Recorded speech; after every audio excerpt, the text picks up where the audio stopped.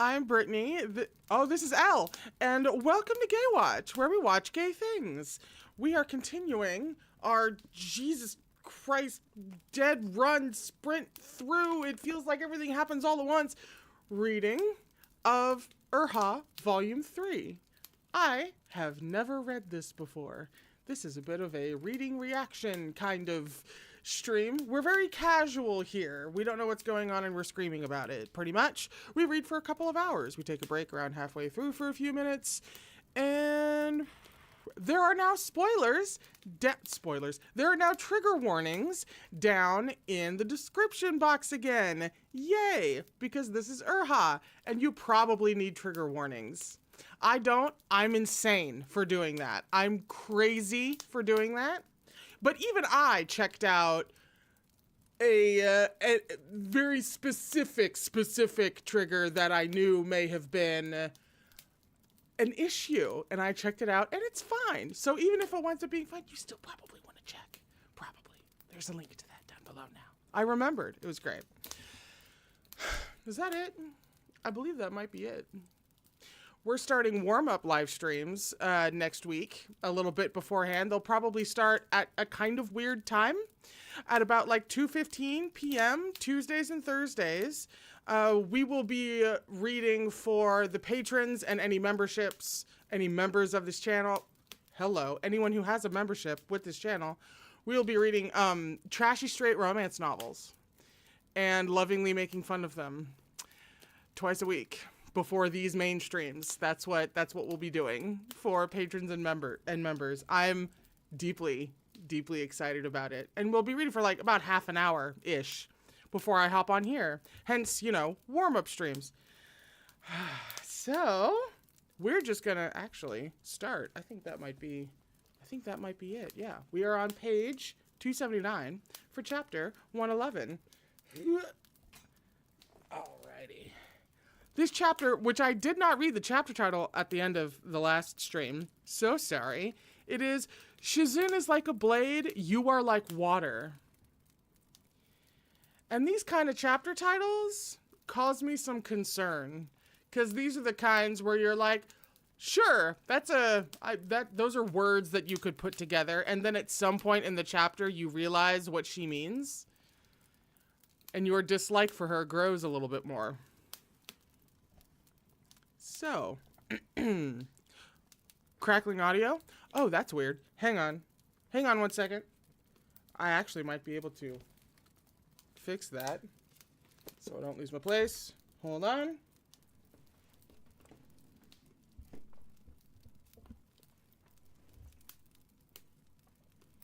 You might hear a pop. This is not my fault.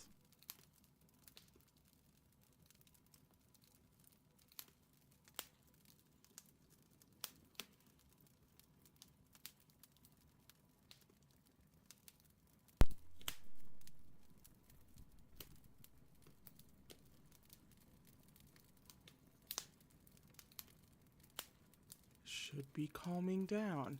How are we sounding? Still crunchy? Jeez. Still crackling? That is bizarre. Let me try this end. Hold on.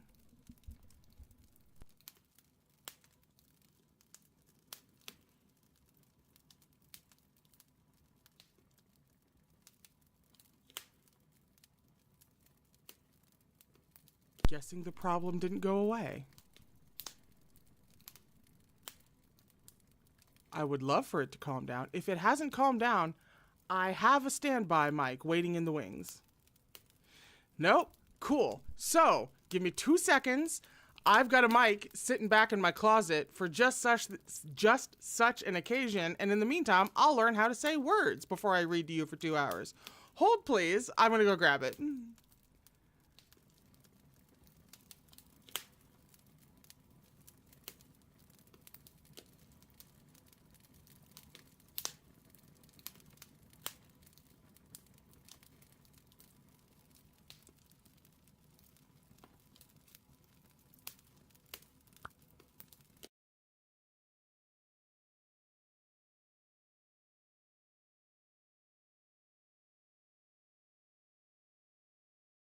Wait.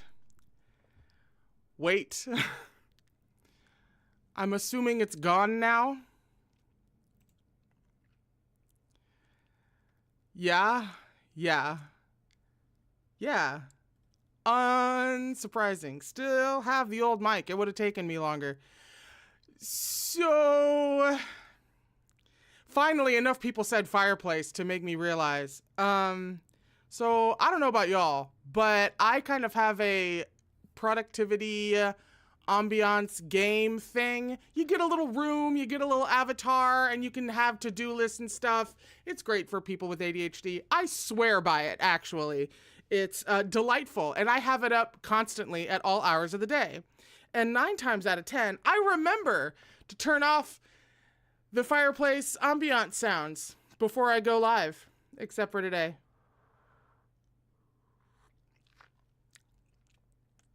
Hello. Welcome to Gaywatch. God, I hope this isn't your first stream with us, but we love that you're here. So, anyway, whew. This is like the time I spent an hour drinking hot sugar water, not realizing that it wasn't tea because of everything that was happening in this book. Okay. Hi, I'm Brittany. It's very lovely to meet you. Whew. Anyway, let's try to get Chu Wanning out of the underworld, shall we? Maybe? We can do that today? That'd be great. God knows everything else happened in this volume. The fourth Ghost King's second palace had only one entrance, and there were guards stationed outside. Not that Mo-Run was so dumb as to saunter in through the front door. He vaulted up onto the roof, tucked the soul-calling lantern into his Changkun pouch so its light wouldn't draw any unnecessary attention, then flitted across the roof tiles, swift as a bolt of black lightning. As grand as the second palace appeared from the street, the interior was still more massive. Courtyard after courtyard of winding corridors sprawled beneath his feet. Mo-Run leapt to the top of one of the taller buildings and flattened himself against the dark brown tiles of the roof. From his high vantage, the second palace looked like a small town that stretched as far as the eye could see. Mo-Run was unbearably anxious. He understood now why that man in the doorway wouldn't tell him where his Shizun had gone. He was probably afraid to tick off this Ghost King. But though Mo-Run knew that Chu Wanning was here in this palace, he still had no idea what to do about it. There were at least 900 rooms here, if not 1,000. Which of them held his Shizun? Well, if I trusted anybody to look through 900 to 1,000 rooms to find a single person, it would be this bitch. So honestly, I'm not worried yet. I'm sure I'll be worried from what we know is supposed to be going on in here, but I'm not worried yet. Mo-Run was like someone on the cusp of finding a treasure, both his hands and heart alike tremoring violently. Shizun, where are you? These are the questions. He was absorbed in these thoughts when a line of soldiers outfitted in golden armor and battle boots stomped around a corner, each bearing a red lantern. They marched single file from the east gate to the main walkway, and after many convoluted bends and turns, arrived at an unremarkable side room. A massive old pagoda tree stood before this room, neatly blocking Mo-Run's line of sight. He could see only half of the courtyard, the other half hidden behind lush foliage. The ghostly soldiers entered. Chaos followed. There came shouts and the sounds of tables and chairs being knocked over. Then a frightened scream pierced the air, and a disheveled woman was dragged out and tossed into the courtyard. Her clothes, already half falling off, slipped further under the rough handling, exposing large expanses of snowy skin. Trying to run? Trying to fucking run? A whip cracked viciously down the woman's body. This was undoubtedly a punishment tool of the underworld. It could inflict searing, unbearable agony even on ghosts. The woman curled up on the ground, trembling. She looked as if she wanted to run, but there was nowhere to go. She was hemmed in by soldiers on all sides. Fucking bitch. You think you can just leave the Fourth King's palace? I lived a virtuous life, the woman shrieked. I did nothing wrong. Why are you doing this to me? Let me go. I want to reincarnate. I don't want to stay here. Her words turned into wails as the lash came down again. Serving the Fourth King frees you from suffering the cycle of reincarnation. You sure don't know what's good for you. He didn't even choose me. Why won't you let me leave? Another lash, this time across her face. The woman wept, shivering uncontrollably, yet still tried to crawl away. Her animalistic desperation seemed to amuse the fourth Ghost King's soldiers. All of them laughed uproariously. One after another, more tributes were dragged from the side room. The leader of the soldiers raised his voice. Everyone's been working hard, and I know how bored you all get. These here are the fourth king's leftovers. Go ahead and pick a few to play with. If any in particular strikes your fancy, come register with me and you can take them home for yourself. 1 second. Oh.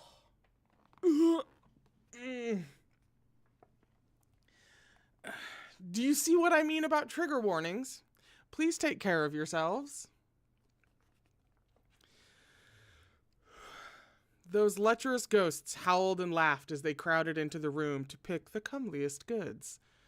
The woman outside wasn't spared either. She was instantly boxed in by several people under the tree. They lunged at her like a pack of starving wolves intent on ripping her soul to pieces. The sounds of rough breathing and obscene words rose and fell inside the room. There were people crying, screaming, begging. I just got it. Sorry. There were also, we'll get to it in a second. There were also those who couldn't handle the torment and wanted out, who submitted to everything and did all that they could to earn favor. Whether in the underworld or living world, people all had this same ugliness. Took me a second, but I know why we're here. I know why she did this. It's, from a writing perspective, very good. It's drawing a stark contrast to what Mo Run used to do and who he is turning into now, who he's on his way to becoming now. I see you, Meat Bun. I know what you're doing. I'm ill, but I know what you're doing. Can't fault it. Really can't. Very well done. Mo Run jumped nimbly off the tall building onto the roof of the side chamber, carefully hidden under the cover of night. If what the old man at the wonton stall told him was correct, Chu Wanning had come here only recently. He wouldn't have been here long enough to go through the Ghost King's selection process, so he shouldn't be among these cast-offs. But Mo Run couldn't help his worry. He pried a piece of the dark brown roof tiles up a sliver and stealthily peeked through the gap. The room smelled of sex, hot and heavy, and in that mess of debauchery, Mo Run spied a familiar face. Rong Jiu. Rong Jiu? Rong Jiu. I know that name. Remind me. That prostitute he had favored in his last life, who had taken advantage of Mo Run's fondness to scheme against him and try to steal his cultivation. He was in there as well. Which side of the fence is he on?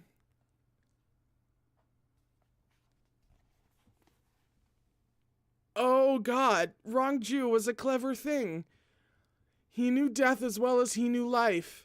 Many in the room below struggled desperately, refusing to give in. Amidst that hazy chaos, some called the names of their lovers in life, while others cursed and fought for their dignity. But Rong Jiu was different. Mo Run knew what he was like. He loved money and he loved his life. He no longer had a life to love, of course, but he still valued his soul and had no desire to suffer. Atop the sheet... Oh, God. Atop the sheets of that wide, rumpled bed, the other unpicked tributes struggled and pleaded. Only Rong Jiu had his eyes closed, mewling as softly as a kitten, as he let the soldiers manhandle him without a word of complaint. I think I just literally got ill there for a second. At the sight of Rong Jiu's face flushed with arousal, Mo Run felt a chill pierce his heart. He thought of Chu Wanning. Rong Jiu was soft and pliant. Chu Wanning was firm as steel. Anyone could see he was cold and hard as black iron, unbending and unyielding. In a situation like this, Rong Jiu would flatter and fawn, would lie back and use his softness to build himself an invulnerable fortress. As for Chu Wanning, Mo Run didn't even have to think about it. He knew what that person would do. He'd sooner scatter his soul and fall into the 18 hells than allow anyone to touch him. Running water never breaks, but steel blades snap. Wait!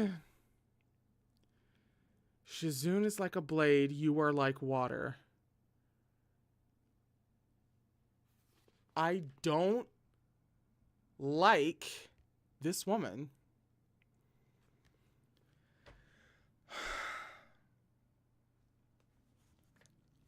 I feel like we're still missing a piece of the where she's going with blades and water. So we're going to keep going. But I don't like her.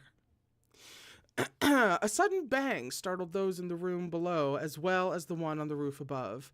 Mo Run raised his head to look toward the courtyard, and his face blanched. The woman from before, the one fierce as an inferno, had been run through by one of the soldiers. Tears slid down her cheeks as her soul gradually faded to transparency. For an instant, everything froze. Then her figure dissolved into countless specks. Her soul had scattered. The soldier who had struck her cursed as he got to his feet. There was a lash mark stark across his face. The woman had likely wrested away his ghost suppression whip and struck him with it.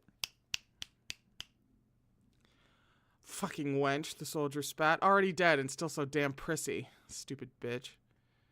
Moran felt like he had fallen into an icebound cave. It was as if the one he had seen just now wasn't some woman he didn't even know, but Chu Wanning himself, and the choice he would have made. Rong Jiu was still tumbling in bed with those lecherous ghosts. This was a skill he had honed for survival. He would attach himself to someone sturdy, like a climbing vine, and engulf them in his softness, like a trap. One by one, the tributes in the room submitted. The stench of sex, heavy and nauseating. Accurate. Mo Run didn't know how long I can read. Mo Run didn't know how long passed before the curtain finally fell on the lurid spectacle below. Rong Jiu really did know how to charm people. One of the soldiers pulled on his pants and immediately went to register with his leader. All that was left was for the fourth king to look it over, and the soldier would be free to bring Rong Jiu home. These ghost soldiers were subordinates of the fourth king and were therefore exempt from the cycle of reincarnation. Although it wasn't quite as advantageous as joining the retinue of the fourth king himself, sticking with these guys would still net Rong Jiu a fairly comfortable life, free from humiliation. Rong Jiu was quite content with that.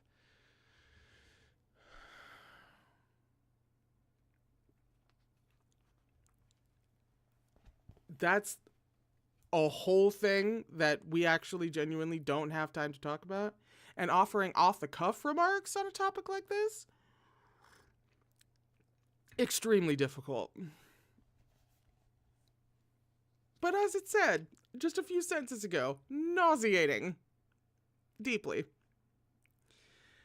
The soldier who'd petitioned to bring Rong Jiu home flirted with him for a few minutes longer before leaving for guard duty. The group of friends marched away into the distance, leaving the side room in disarray. It was dreary and cheerless, like the aftermath of a feast, leftover wine and sentiment spilt over the floor to grow cold. That is one of the most disgustingly effective analogies I've ever heard.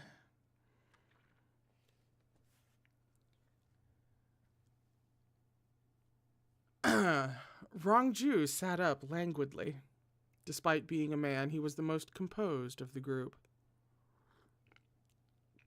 He dressed and groomed himself. As he gazed into the copper mirror, he felt that his face looked much too pallid in death compared to the rosy glow he'd enjoyed in life, and it didn't complement his coquettish gazes. And so, ignoring those sobbing, dazed, trembling women, Rong Jiu cheerily straightened out his clothes, slipped on a pair of silk shoes, and strolled into the courtyard. You could write essays on Rong Jiu's psyche, I feel. Everyone had their own priorities. Rong Jiu had led a difficult life since birth. In his eyes, only the affluent, who stood high above the rest and never had to worry about going hungry, had the leisure to chase after things such as friendship. As for himself, he was merely some dirty thing in the mud. He couldn't afford to care about integrity and honor or whatnot. All he had was his life, and now that even that was gone, all he had was his soul. Hey, how'd he die? Do I even want to ask that question? I don't want to ask that question. Never mind, don't tell me. He heard a slight, unless there was some way that he died that I am forgetting, which would be embarrassing, but like me. He heard a slight rustling behind him, like someone had brushed past the flowers. Rong Jiu thought the soldier who'd taken a liking to him had doubled back, so he laded his gaze with a generous helping of affection. Everything cost money, only affection was free, and cast a coy glance back.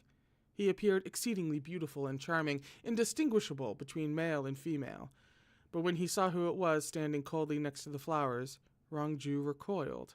He backed up a step, his eyes wide open and lips parted slightly, as though he had been struck by lightning. You? Me, said Mo Run. Rong Jiu's soft, pretty face cycled through a wild array of expressions. Shock, hesitation, smugness, anger, apprehension, feigned nonchalance. Finally, he settled on cool and detached. He was too accustomed to wearing a smile. Those overly intense and ferocious expressions felt heavy on his face. He didn't feel like burdening himself with them. Fancy seeing you here, Mo Gungjia. The two had parted on terrible terms last they'd met. Rong Jiu straightened his spine and affected an air of studied indifference. I skipped a paragraph. How did that happen? How, where? Help me out. How did I do that? What in the ADHD?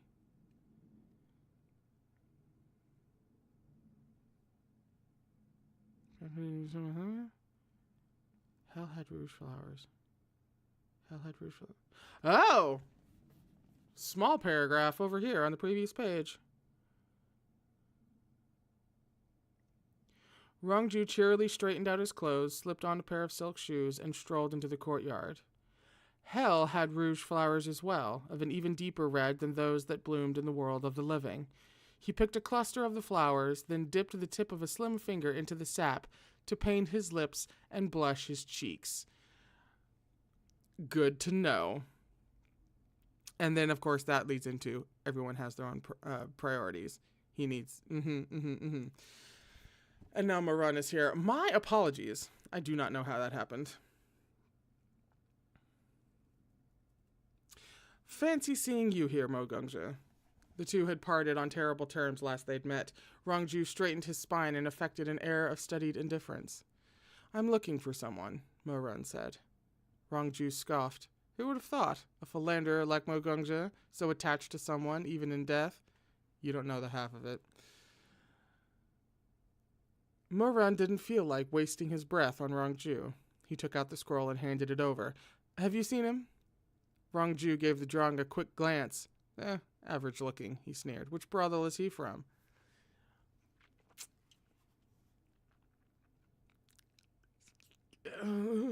Mo-Run frowned. What do you mean, brothel? Just tell me if you've seen him. No, Rong Jiu said indifferently, and I wouldn't tell you even if I had. Mo-Run eyed him. I'm tired now. Gotta go get some beauty rest. Please see yourself out and go back wherever you came from. Rong Jiu, Mo-Run called out to him. That slim figure paused, and his pretty face turned slightly, his expression smug. Yes? I'm going to rescue him. I'll rescue you too if you want. This place is ruthless. Surely you don't mean to stay here and hang around with those soldiers. You should go reincarnate. Rong Jiu turned a bit more. Easy for you to say, Mo Gungjia, he said sweetly. Sure, this place may be ruthless, but what place isn't? Little old me lived a tough 20 years up there, and honestly, it's not much different down here. except that my patrons are now ghosts instead of humans. What does it matter if I reincarnate or not? Mo-run paused. If you stay here, you'll be living under a knife. Rong Jiu burst into laughter. After a moment, he pulled himself together, still chuckling as he looked Mo-run over. When have I not lived under a knife? People are knives. I'm just the meat on their chopping block. If I'm lucky and get someone nice, maybe they'll pay me a little more. But if I get someone extra nice, like Mo Gong-je, getting sniffed is the least of it. Getting stiffed is the least of it. You stole from me and then turned around and pretended you didn't even know me. Mo Gong-je, first you stabbed me, then you warned me of knives. How very considerate of you.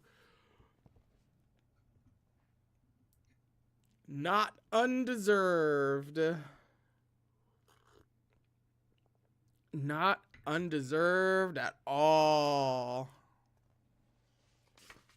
Uh-huh. That makes it interesting, though, that the title of this chapter is Shizun is like a blade, you are like water. That's interesting to me. But no, Rong Jiu is a really, really excellent example of somebody with his kind of life experience. That is exactly right. That's like, you know, the more and more they try to punish like drug lords and like drug dealers, like high level drug dealers and such. And they try to give it the death penalty in places and all this kind of jazz. Like they don't live under threat of death and awfulness every damn day just by virtue of existing. So it's like, what are you threatening them with that they don't already experience? That's not going to deter them. Much the same is Rong Jiu. Ooh. We're on page, that was the end of the chapter, so sorry. We're on page 287 for chapter 112 called Shizun is not to be sullied. Does that mean that doesn't make me feel totally confident, because it could be Mo-run like stopping it from happening and saying something to that effect, or it happens and Mo-run obviously will not fucking stand for it. We're not doing well. All right. 287, page 287, chapter 112. Shizun is not to be sullied. Please don't let him be sullied in this life.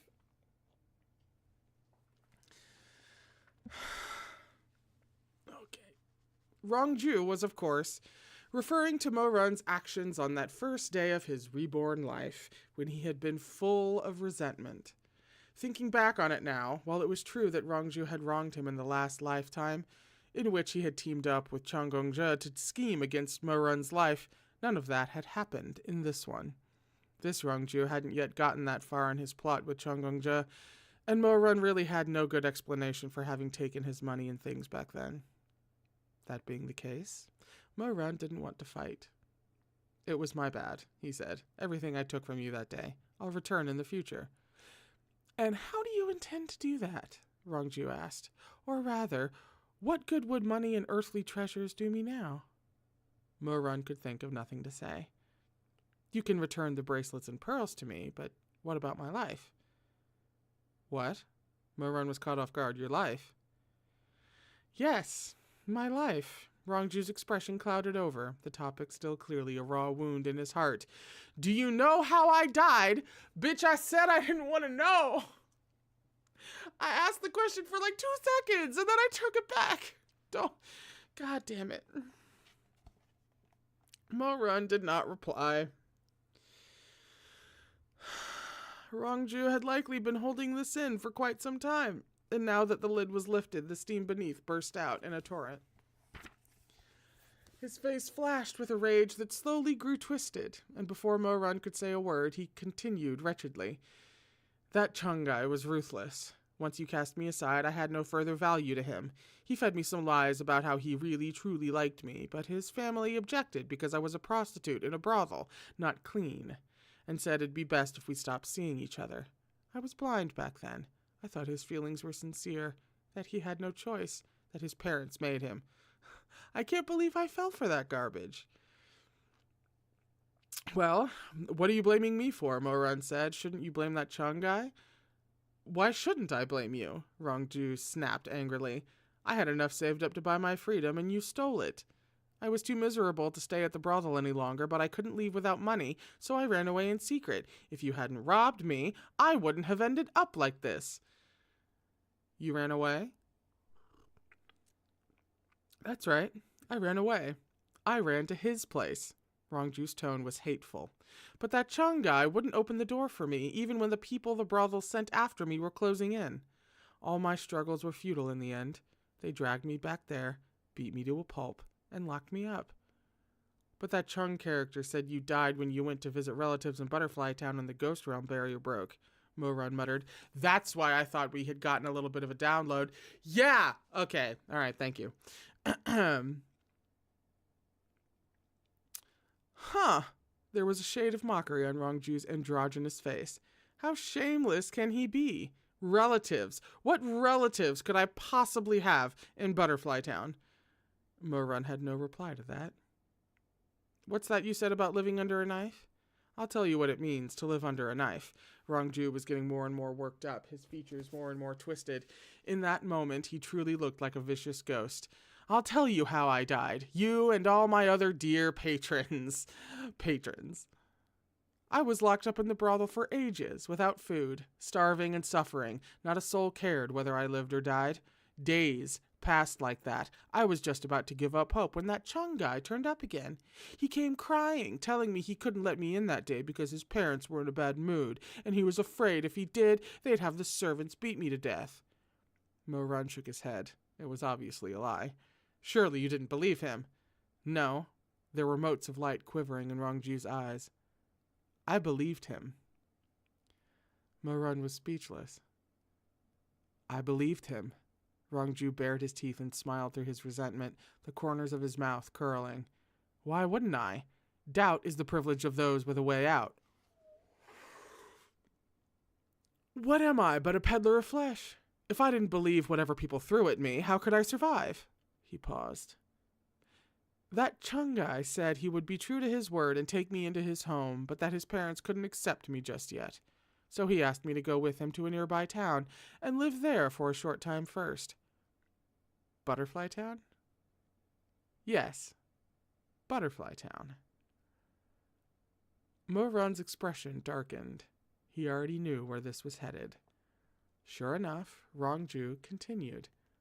So I happily packed my things. Actually, there wasn't much to pack since you stole everything I earned selling my body all those years on a lark. But that's all right. I thought at the time I have Chung now. He was silent for a spell, his lips twitching with a soft snicker. Then he hatefully spat out the name again. Chung. So he tricked you into going to Butterfly Town and then killed you there? Rong Jiu paused again. No. He wore a savage smile, and bitterness flickered in his eyes. He wasn't the one who killed me. It was all of you, who blocked my paths one by one until I had no choice but to accompany him on that shady venture. It was all of you. It was all of you who killed me. Rong Jiu took a breath. When we arrived at Butterfly Town, I followed the Chung guy to a large manor. It was quiet and empty, and there were no servants. He said he hadn't had a chance to decorate yet and told me to stay there and rest while he went out to make some purchases. So I stayed and waited. After a while, he came back with some man. Upon hearing this, Mo-Run's expression shifted. Did you see his face? No, said Rong Jiu. He wore a mask and a cloak with the hood pulled up. I couldn't see his face at all. And then I saw that Chung guy kneel before him, groveling even more pathetically than I do when I entertain guests. If he could have seen himself in a mirror just then. Disgusting. He told the man I had residual wood elemental spiritual essence on me, or some such thing, that I'd been intimate with you before. A good offering. Something like that. Who knows? I'm not a cultivator, nor do I want to be. I don't know what they were on about.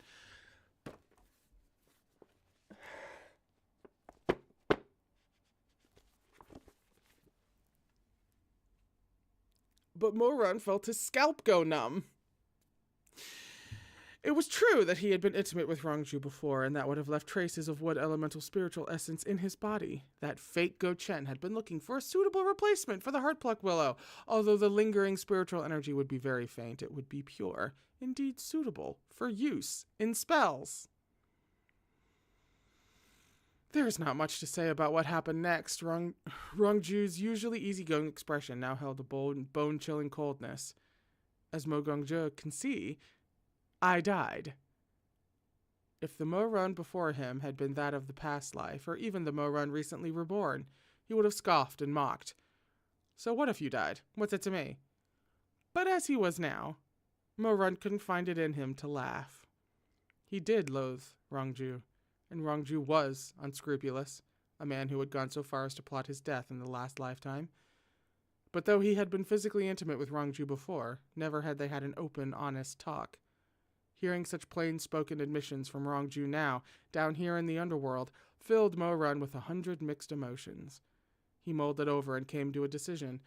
There was no way to untangle all these countless threads of bygone affairs. He might as well just let it go. He sighed. I'm sorry about everything, Rong Jiu. Rong Jiu was caught off guard.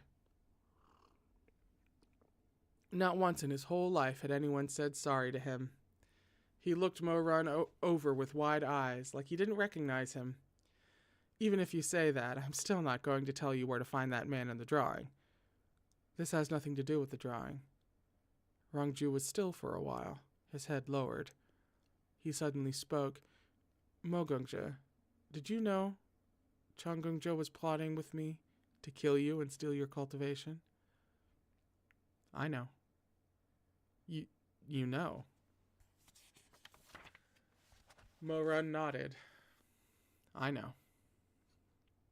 Rong Jiu stared with blank eyes. Then he said resentfully, That Chung bastard must have ratted me out. His head snapped back up, eyes aflame with hatred. If I'd known it would end this way, I would have listened to him and killed you.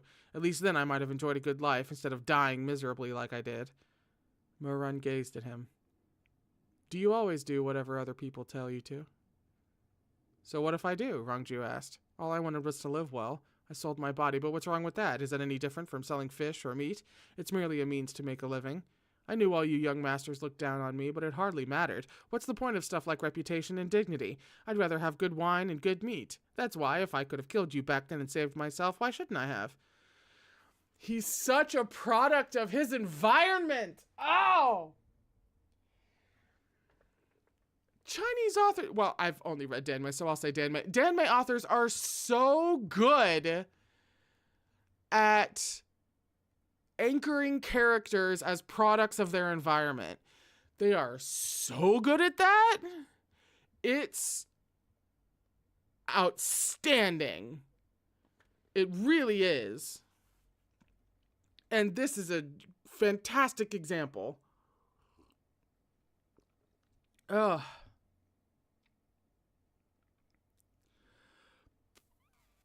Mo Run's lips moved slightly. He thought to retort, but then he remembered what he himself had done in his past life, and found he had no rebuttal to these words.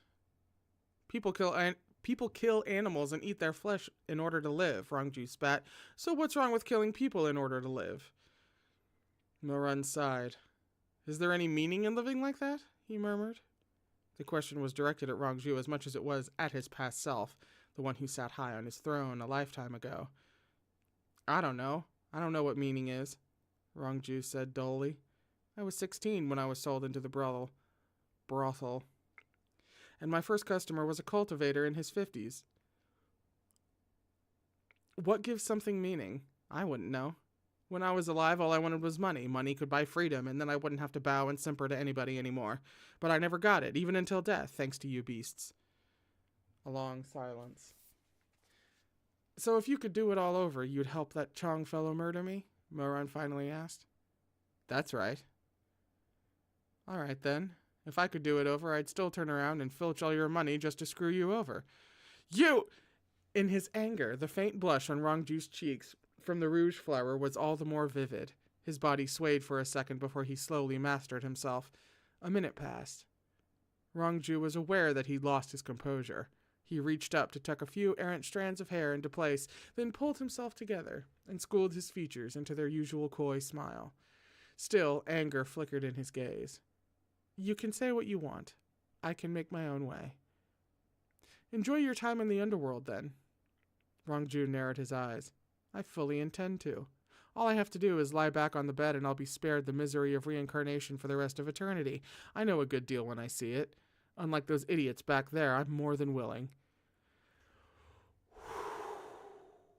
Product of environment. Like, committed to product of environment. Like, you could write an essay. Ooh.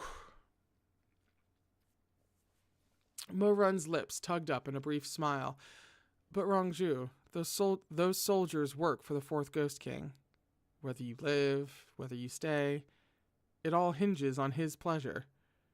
Rong Jiu flinched. He was immediately on guard, staring at Mo-Run with those pretty eyes of his. What are you trying to say? Mo-Run would have had no desire to go on quarreling with him, even if the situation had been otherwise.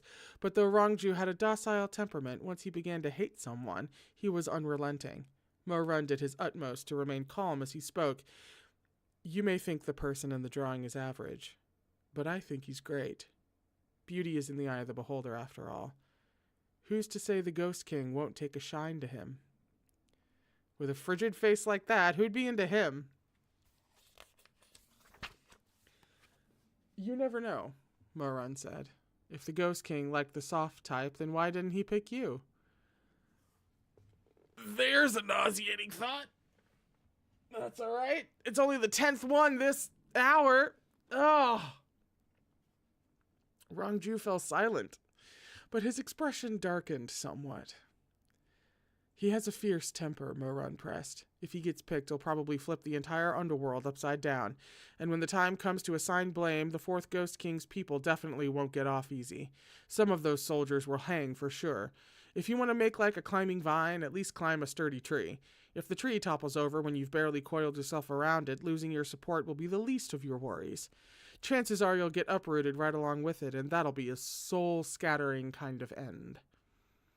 Rong Jiu's already pale face seemed to blanch further, but still he persisted, coy, yet vicious. I doubt any of that will happen. Mo-Run said nothing. All right, Mo Gungjia, let's bet on it. I just can't stand to see you doing better than me. A few moments passed in silence. Then Mo-Run turned vicious as well, his eyes fixed on Rong Jiu. I'm not betting with you, he said. I will rescue him, Rong Jiu. But if that's how you want to play, then I'll put my life on the line. Rong Jiu tipped his chin up, and something flickered in his gaze. His palm shot out to press against Mo-Run's chest like a serpent strike, like the sting of a scorpion. Who is he to you? How long have you been lovers? Longer than the two of us? Is he better than me in bed? Is it that he knows more tricks, or that he cries out more prettily? He paused, lashes lowering. Mo Gungjia, you're not the kind of love-struck fool who would risk your life for another. You hold no affection in your heart. You can't fool me. He had barely finished when Mo-Run pinched his cheek painfully. Mo-Run peeled Rong Jiu's hand away, his ink-black brows drawn low and fire glinting in his eyes. I didn't have a heart before. I do now.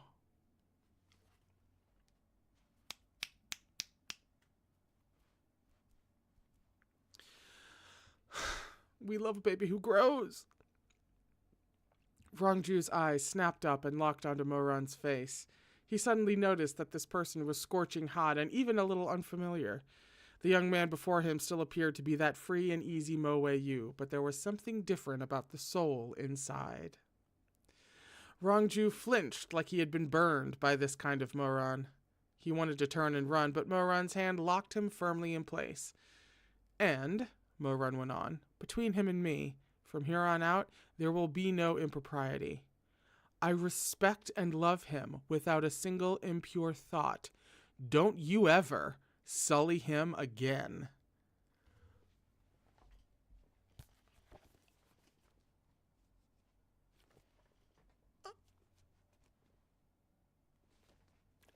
I think I just literally squeaked.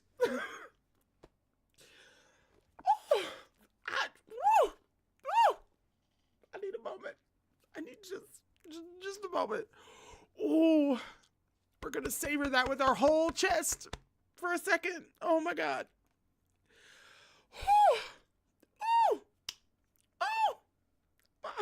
I'm all right. I'm good. Oh. And see, then she calls a chapter. In this context, Shizun is not to be sullied, which makes you think that this is it. You're going to get the big chapter and find out what's going on. But that's not what it means. It still means something really impactful, but it doesn't mean that. This sneaky ass woman is so good with her freaking chapter titles. I just don't like her. Where even was I? I'm over here. Why am I trying to be on the previous page? At this, he shoved Rong Jiu away. Rong Jiu knocked into a column, staring incredulously at the person before him.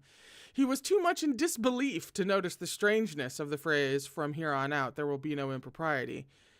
Had he his wits about him, he would have certainly realized the subtle implications behind those words. No impropriety from here on out. That was to say, there had once indeed been impropriety. But Rong Jiu didn't catch that. He isn't your... No, Moran said. He's my Shizun. Rong Jiu fell silent. He was the type who could always sniff out even the most subtle of sentiments hidden within the words of others. Moran himself might not recognize those feelings, but Rong Jiu could smell them. He was almost certain that Moran loved the person in the portrait. As someone who had never managed to obtain anyone's genuine affection, the thought filled him with bitter jealousy. So, there was someone even the dissolute Mo Gongzhe would willingly risk life and limb to save.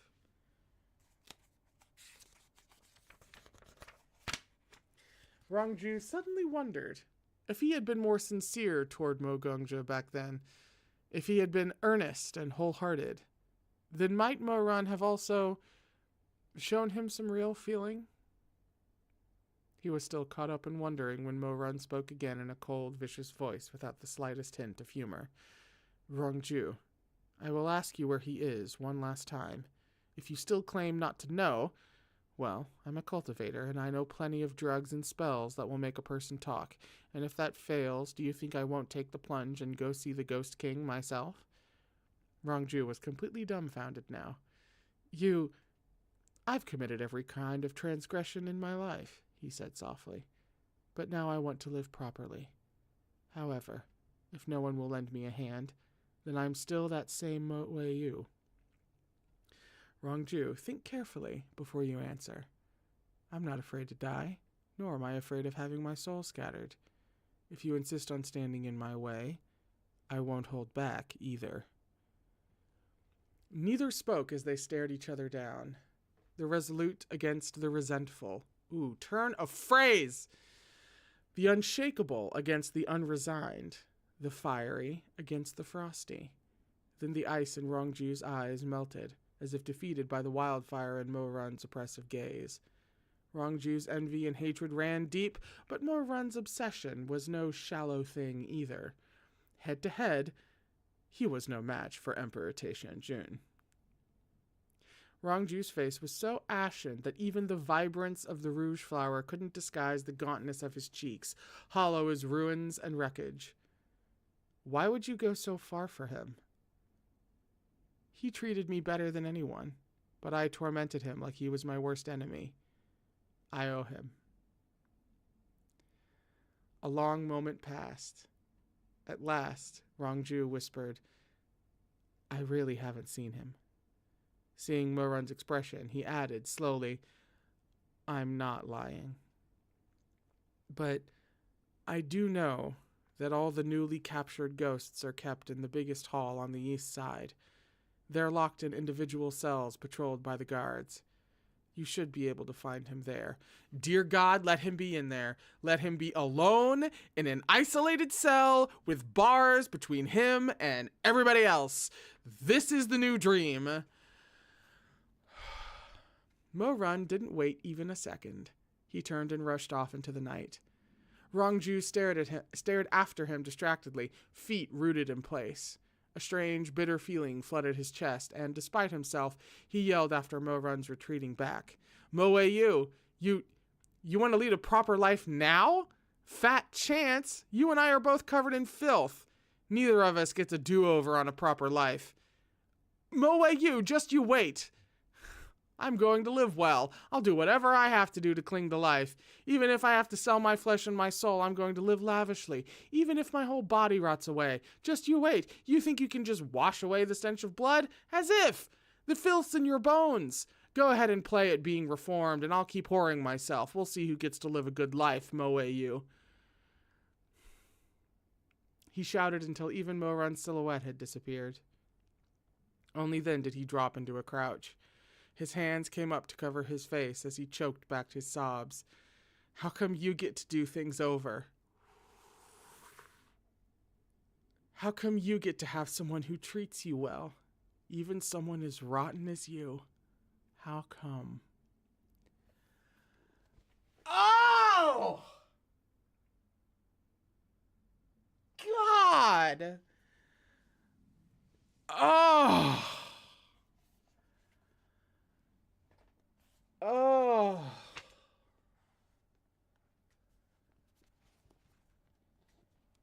That's the end of the chapter. We're on page 299 for chapter 113, which is called Shizun Imprisoned.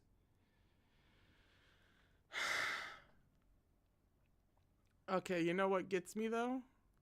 I mean, besides everything that just happened with Rong Jiu. Besides that, somehow setting that aside, a very specific trope that I happen to love, either romantically or otherwise, is it usually comes entwined with a redemption arc, right? But it's whenever the person who is given to, like, whatever their extreme behavior is, sometimes it's violence, sometimes it's, I don't know, lying or so, just whatever it is, like their chief sin is. Whenever you have a redemption arc and the character has gotten to the other side of reforming and is no longer doing that thing like wantonly or to innocent people, whatever, but they still care, but now they care about somebody and they have a bond with somebody like close enough to where it's like that person doing it on behalf of that person is like the one exception. So Mo-run is like, no, don't get it fucking twisted. I'm trying to lead a better life, and I will lead a better life. However, you lay a hand on Chu Wanning, and I'm still Tae-shun-jun, baby. I will still fuck you up. That kind of thing, where all of a sudden the other person becomes, oh, catnip. Oh, that's bespoke for me. That is tailored to me personally. So I'm very excited when I'm not being utterly heartbroken by this woman. Once again, we're on page 299 for chapter 113, which is, again, called Shizun Imprisoned. And at this rate, I'm not entirely sure we're even going to find him in the prison now. But it's 4, so we're actually going to take our break really quick. I try to keep it to less than 10 minutes. There's my bookmark. And when we come back, with this, I swear to God, if the chapter's called Shizun Imprisoned and we do not find Shizun Imprisoned, I'm going to want her location. I'm going to be at her door. I'll be right back. I'm going to go blow off some steam. I'll be right back. And when we come back, we'll keep reading for the second hour. Whew.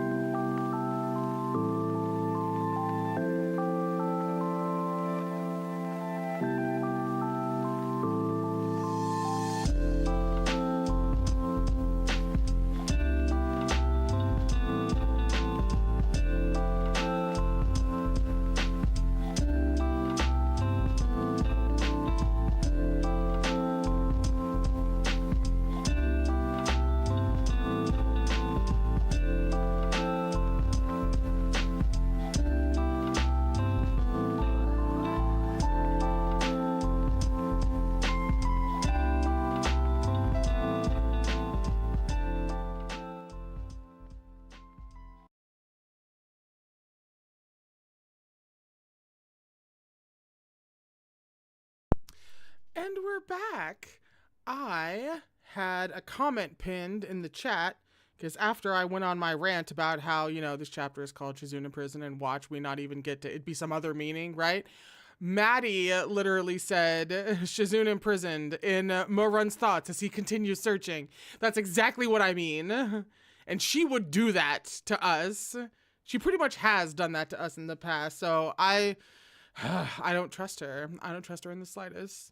Also, somebody, I believe it was the immaculate name Blue Turnips, a little bit scrolling back up into the chat, who mentioned a certain someone from a certain book trilogy and how they reminded Blue Turnips of Rong Jiu. And I must admit, that exact character, and I know who you're talking about, flashed across my mind as we were reading this. I definitely thought of him. You are bang on with that, sir and or madam. So, we're on page 299 for chapter 113, which is, as we are all very familiar now, I don't think that made sense. The chapter's called Shizune Imprisoned, and he may not even, we may not even see him imprisoned yet. So, Wait, hang on. I think I just accidentally did a thing. Oy, I cannot see if I can fix it now, but it's all right. All right. There we go. The largest courtyard on the east side was as Rong Jiu described. There were 3 floors in all, room after room of cells. It was the grandest sector of the vast estate, but also the most unkempt. An old tree hung low by the entrance to the courtyard, and on it perched countless dead crows. Each held an eyeball in its beak that spun madly, surveying the surroundings for anything out of the ordinary. They're what's looking for stuff that's out of the okay. 2 small groups of patrolling ghost soldiers stomped back and forth, guarding the tributes that were to be offered to the 4th Ghost King. Concealed behind a corner, Mo-run observed the ghosts' patrol routes as he sized up the blind spots around the building. All the lights were lit in those small box-like rooms. From time to time he could hear the ghosts inside weeping or sighing. The sounds mingled and overlapped in the night like an eerie elegy echoing from the ancient past. Excuse me, we are revisiting that. It's not alliteration, because alliteration is consonants. The assonance, thank you. The assonance of an eerie elegy echoing from the ancient past. That was rude of the translators. It was enough to make one's hair stand on end. There were upward of 300 rooms, and the patrol passed by every 10 minutes. There was no way he was going to be able to so easily find Chu Wanning in 10 minutes, and on top of that, every floor had a guard by the stair armed with a soul-shattering whip and wearing an emergency signal whistle around their neck. Mo-run was fretting anxiously when he spotted a lone ghost approaching from a distance. He was dressed in the same uniform as the guards, with a red-on-black token hung at his waist. Mo-run scooted farther into the shadows and watched as this man passed right in front of him, coming to a stop at the foot of the stair. Knock him out, take his clothes. I may have played too many video games, but that's my first instinct. The ghost exchanged nods with the guard there. The night was very still, and from his hiding spot, Mo-run could hear every word of their conversation. Chiga, you here to relieve Lasan? You're almost off too, right? I'm just waiting for the next guy to take over. I'm off as soon as he gets here. The newly arrived ghost soldier went up the stairs to begin his shift. The guard on the first floor yawned in boredom and continued to watch his post in the howling wind. Mo-run was suddenly struck by a risky idea. In the distance came 3 sounds. Whack, slam, thud. The crows on the branch screeched, and the guard at the entrance snapped to alertness. He peered around and spied, through the thin layer of fog, the hazy silhouette of someone steadily approaching. As the figure drew close, he could see that it was an unfamiliar young man. The guard grew warier. Who are you? I'm here to relieve you. Red clouds drifted past overhead, and the bright moon above peeked out to illuminate the new guard's face. And what a handsome young ghost soldier he was. His features were straight and even, charming, and naturally expressive. This ghost, who had come to change shifts, was none other than Mo Run. He was decked out in a ghost soldier's armored uniform that he had acquired from who knows where, complete with a black-red token swinging at his waist and an emergency whistle that dangled by his chest, reflecting a cold, silvery light. "I've never seen you before." There was a challenge in the guard's voice. "I'm new." The guard stuck out his hand, unconvinced. "Token?" Mo Run untied the token at his waist and handed it over. His expression was even and unperturbed, but inside his nerves were stretched taut. Luckily, even after looking the token over several times, front and back, the guard found nothing strange. He didn't feel like pressuring the matter, so in the end he clapped Mo Run on the shoulder and said, "Well then, we'll be counting on you for the rest of the night. I'm off." "Have a safe trip home, Qianbei." The ghost cackled a bit, well pleased at this respectful address, and waved his hand. "Good lad, I'll see you around." Qianbei, a moment, please." "What is it?" The guard turned to look over his shoulder. Mo Run grinned and very casually asked, "Any tributes in this batch have the surname Chu?" The guard was cautious. "Why do you ask?" "Just asking around for Sir Chu of Tailwind Hall," Mo Run said. "Apparently a distant relative of his came down here recently, but Tailwind Hall couldn't find him, so he was wondering if he might be here." As expected, Chu Shun's name carried some weight around here. The guard hesitated a beat, then pointed toward the second floor. "There are 3 people named Chu in the innermost rooms up there. You can go take a look." "None of them are going to be Chu Wanning." I'm just beside myself. It's fine. Mo Run smiled brightly. "Many thanks for the tip, Qianbei."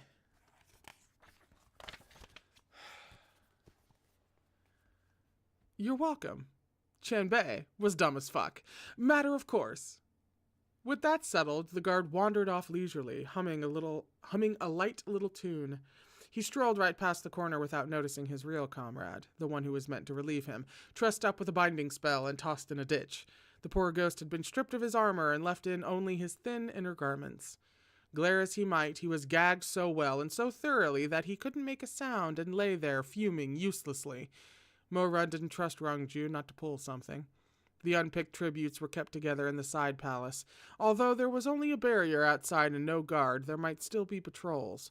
Considering how much Rong Jiu hated him, he would definitely rat on Mo Run if a patrol should pass by. There was no time to lose. He had to move fast. Mo Run stood and waited for a patrol unit to pass him. The second they were out of sight, he turned and bounded up to the second floor. The guard at the top of the stairs blocked Mo Run with his pike. "Halt! State your business." "It's my first day as a guard here, on the first floor." The guard furrowed his brow. "Then go guard the first floor. What are you doing up here?" Mo Run tried dropping Chu Shun's name again, but this guard wasn't buying it. "So what if it's for Sir Chu of Tailwind Hall?" he snapped, stern. "Once a soul's in this here palace, they're the property of the Fourth King. If he wants to rescue his relative, he can take it up with the Fourth King himself. Keep me out of it." Mo Run grumbled internally. This guy seemed a bit sharper than the one downstairs. He put on a bold front and tried again. "It's not like I'm going to take him today, but at least let me have a look and see if I've got the right person." "That's easy. Give me the name and I'll look it up. No need for you to go yourself." Mo Run was indescribably vexed. He tamped down his anger and said, "Chu Wanning. His name is Chu Wanning." The soldier had lifted the roster to check, but the second he heard this name, he set it back down. Mo Run was immediately worried. "What is it? What's the problem?" "What's the problem?" the guard echoed with a sneer. "You sure don't know your place, new guy. The Fourth King came by earlier today to see the beauties, and he's sweet on this Chu Shenjun. He's only still here because his 7 days aren't up, so his 3 souls aren't united, and he can't yet be taken to the 4th level of hell. Otherwise, he would have been given to the Ghost King this very night, and you want him. What do you think the problem is?" Oh, so close. Oh, I gasped too hard. Oh, you were so close. Oh, okay. All right. No, babe. Time to bring out Taisha and June. Let's go. Let's fucking go. Oh my god. Whew. Mo-run's face had gone blue before the guard was halfway through. He stared at him for a long moment. The fourth Ghost King fancies him. So? Nothing. Never mind then. Sorry to bother you. Mo-run turned and took 2 sullen steps down the stairs. Then Jiang formed in his hand, and before the guard could so much as blink, Mo-run had spun around and wrapped it tightly around the guard's neck with a flash of piercing scarlet. Holy weapons could maim ghosts and gods alike. That guard's last impressions were of scarlet willow leaves flying past, and the newcomer exclaiming angrily, "What makes you think I wouldn't fight the Ghost King for him?"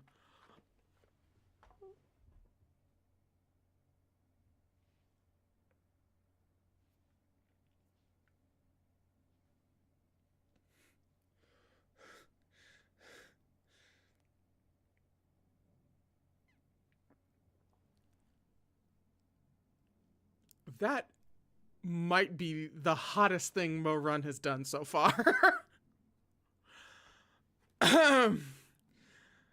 Mo-run,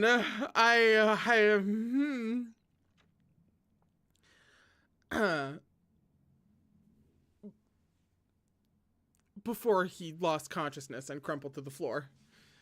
By guard. Mo-run raised his hands and cast a spell to bind the guard and seal his lips, then kicked him aside. He sped toward the end of the hall. The 3 rooms down here all held souls with the surname Chu. Although Mo-run wasn't sure how, he seemed to know in his heart which way to go. So much so that, before he'd even stopped to wonder at this peculiar feeling, his hand had already pushed open the door. He stood looking into the second room, slightly out of breath from running so fast. He panted. A strand of inky black hair fell across his eyes, but he paid it no mind, his eyes fixed on the interior of the room. It was just as Rong Jiu had said, a small room the size of an animal's cage, with drab, ashy walls the color of death. But the person inside seemed so very warm, like a blazing flame in that cold expanse of white.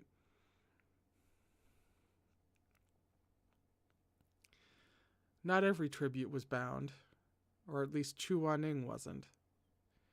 Perhaps, since the 4th king had already set his sights on this one, the guards didn't dare offend him. There was even a snow-white animal pelt on the floor, thick and soft as a layer of fresh snow in deepest winter. Chu Wanning lay asleep on this fur rug. He was the kind of person who, though he appeared resolute and undaunted, was in truth ever a little uneasy deep down. This manifested most clearly in sleep. He always slept curled up, shrinking into himself to make himself smaller, as if he was trying to keep warm, but also as if he was afraid to take up too much space. Seen like this, he looked frail and a little pitiful. This soul wasn't like his human soul. His handsome face was clean of bloodstains, and the clothes he wore were different too. He was clad in vibrant red silks, the color of sunset. They were loose-fitting and broad-sleeved and richly patterned with images of coiling dragons and soaring phoenixes, of dancing golden butterflies. Mo-run stumbled forward and dropped to his knees beside Chu Wanning. He reached out with trembling hands to caress his face. Wanning. The syllables that slipped out weren't Shizun, but the name by which Mo-run had called him in those final days of his past life. Those twisted days of hatred and entanglement, carved into his very soul. Mo-run lifted Chu Wanning into his arms, but it took some time for the drowsy man to wake. When Chu Wanning's eyes fluttered open, he found himself lying in Mo-run's embrace. The look of concern on the young man's face, those features that had yet to fully mature, was an expression the likes of which he'd never seen. He furrowed his brow and thought that perhaps this was some kind of dream. Thus, after a moment, he sighed and closed his eyes once more. Shizun, someone called by his ear. It wasn't Wanning this time. Shizun! Shizun! Chu Wanning's phoenix eyes flew open. This time, although his expression remained unchanged, he was betrayed by the minute trembling of his fingertips. Mo-run took hold of his hand and pressed its palm to his own face, laughing and crying until his handsome features were a sorry mess. Shizun, he choked back a sob as he gazed at him, unblinking, then repeated the word over and over like he had forgotten how to say anything else. Shizun. Chu Wanning finally returned to his senses, to find himself clutched tightly in Mo-run's arms. Feeling unconsciously that this was improper, he struggled free and sat up to nail Mo-run with a glare. Long moments passed as he stared at Mo-run, not saying a single word. Then he flew into a rage. Before Mo-run could react, Chu Wanning had jerked his hand away and struck him across the face with a backhanded slap. "You idiot!" he scowled furiously. "How did you die, too?"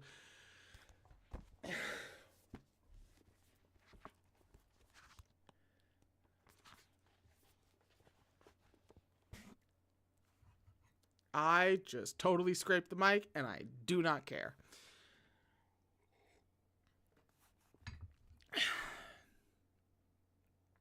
Mo-run opened his mouth to explain when he saw in the haziness of the moonlight that beneath all his anger, the eyes overshadowed by Chu Wanning's long lashes were sorrowful. They seemed to suppress myriad emotions, as if he didn't want to believe the evidence of his eyes, and also as if he were holding back tears that would well up at the slightest touch.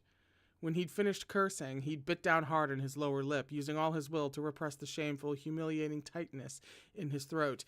Is this Mo-run accurately assessing Chu Wanning's person?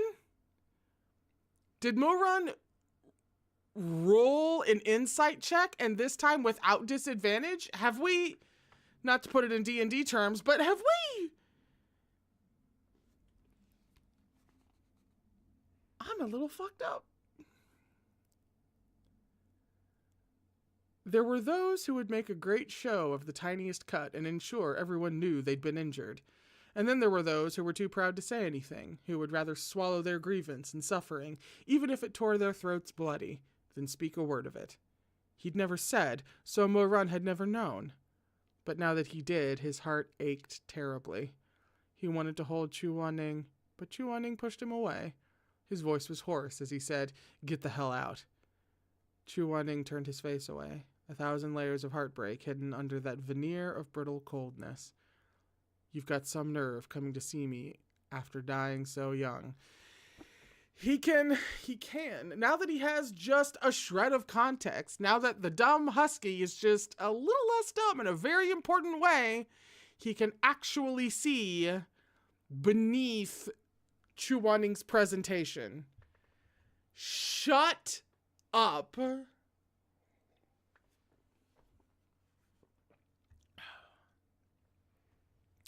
Shizun, out.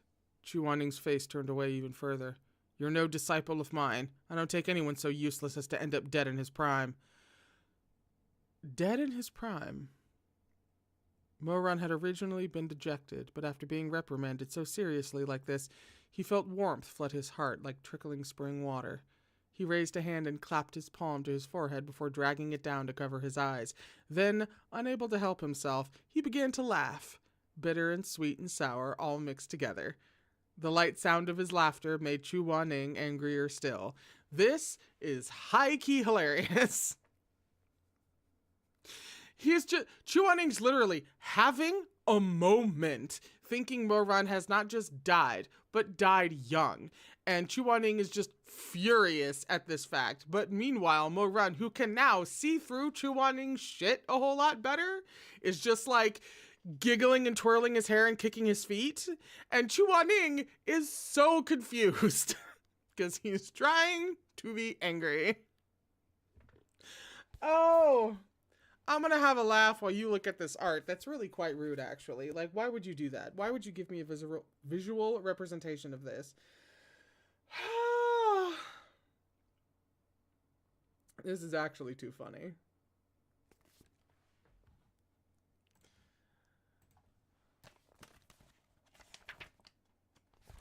He whipped his head around to chide. "What are you laughing about, you?" In a fit of rage, he drew his arm back. I think there's a word missing. In a fit of rage, he drew his arm back to slap Mo-run again, but Mo-run swiftly caught his hand. The young man's gentle eyes blinked, slow. Without a word, he solemnly brought Chu Wanning's hand to press against his own chest. I'd be really, really infuriated if this is where we were stopping for today. That is the end of a chapter. Excuse me. We're on page 309 for chapter 114 called Shizun, Say You Will.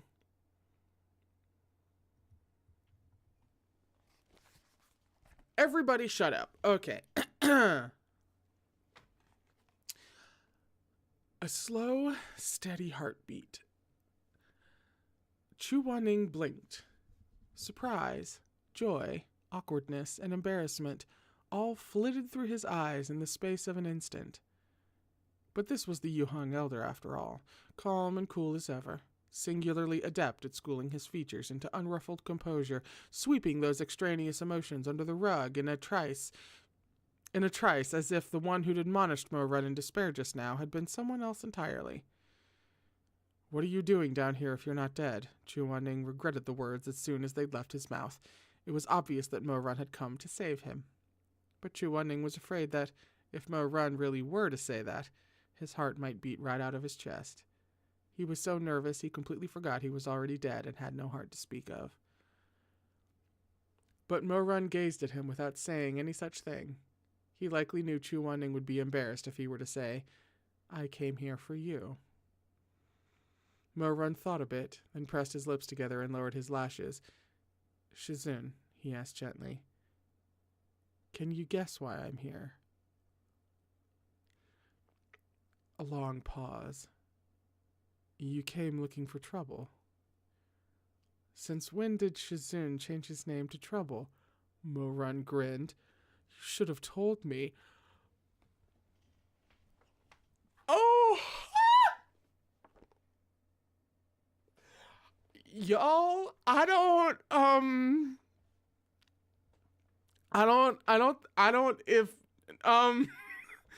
oh, okay. All right. If Mo-Run's about to start having, like, game, I don't, these streams are about to get a whole lot less coherent.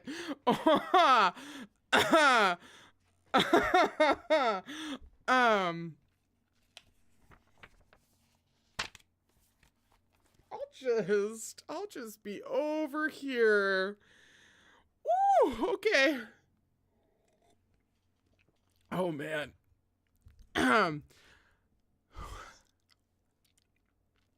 Meanwhile, this poor Shizun. Chu Wanning jerked his hand back as if stung by this new gentleness. He snapped in flustered anger. What nonsense. How impudent. Mo-Run had learned a secret. Chu Wanning's anger was a mask. This man was so awkward he donned that menacing garish mask and hid all his gentleness, happiness, joy, embarrassment, and sadness underneath. What a dummy. Chu Wanning was a dummy. To wear such a mask his entire life, wasn't it exhausting? Mo-Run was a dummy too. It had taken him 2 whole lifetimes to figure it out. And that's the short version of that story. After that, the mood was a bit lighter. And now that Mo-Run had located all 4 of Chu Wanning's souls, rebirth was finally within reach. Don't say that out loud! Why would you tempt the wrath of whatever from high atop the thing? To quote the West Wing.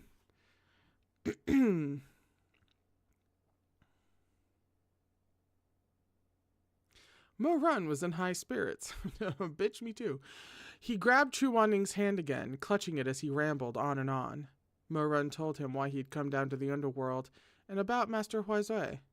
When he reached certain parts, he had to stop and wait for the tightness in his throat to subside before forging ahead with red-rimmed eyes, and in all his explanations, the words that appeared most were, I'm sorry. Chu Wanning didn't know what to say. He showed kindness to others, but he didn't do it to reap any benefit. If anything, he was afraid they'd feel troubled to receive his goodwill or indebted to him. The honest truth was that he feared he'd offer up his warm, beating heart to someone, only for them to casually set it aside to cool.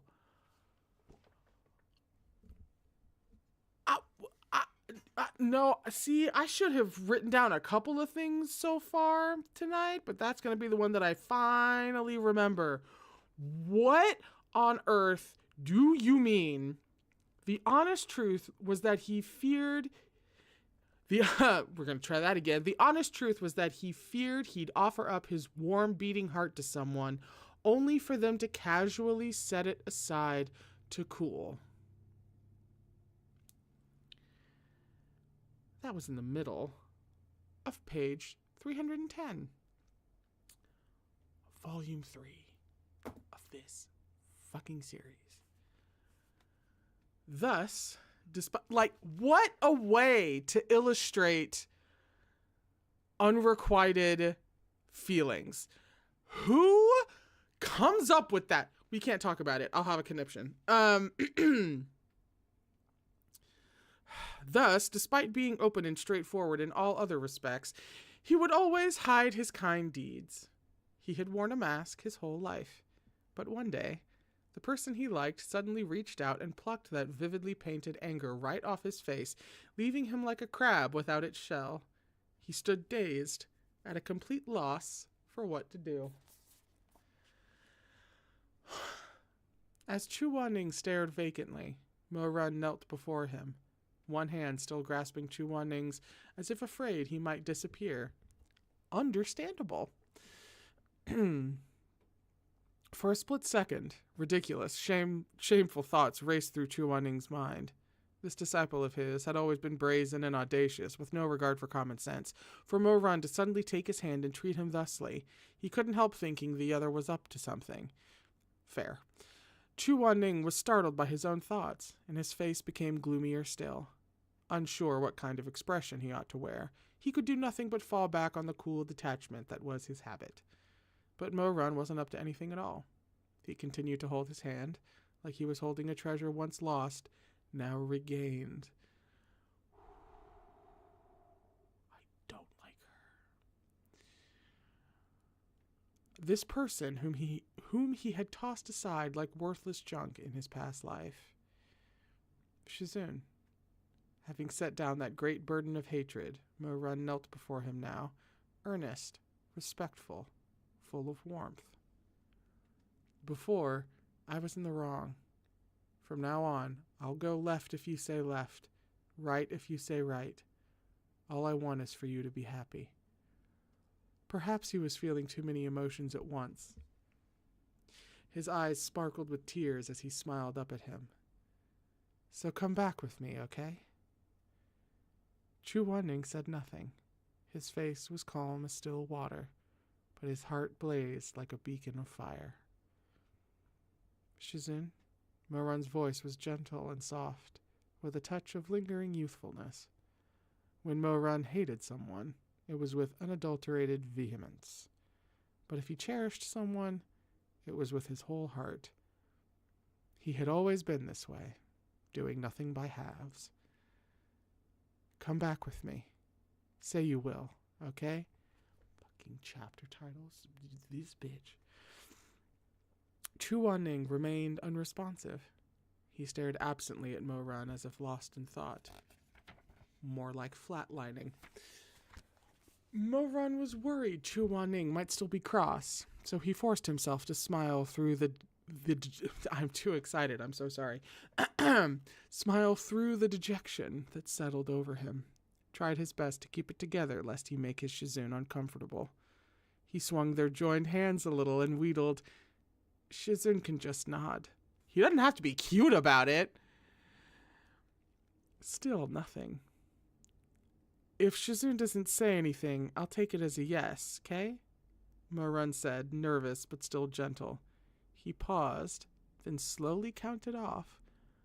1, 2, 3.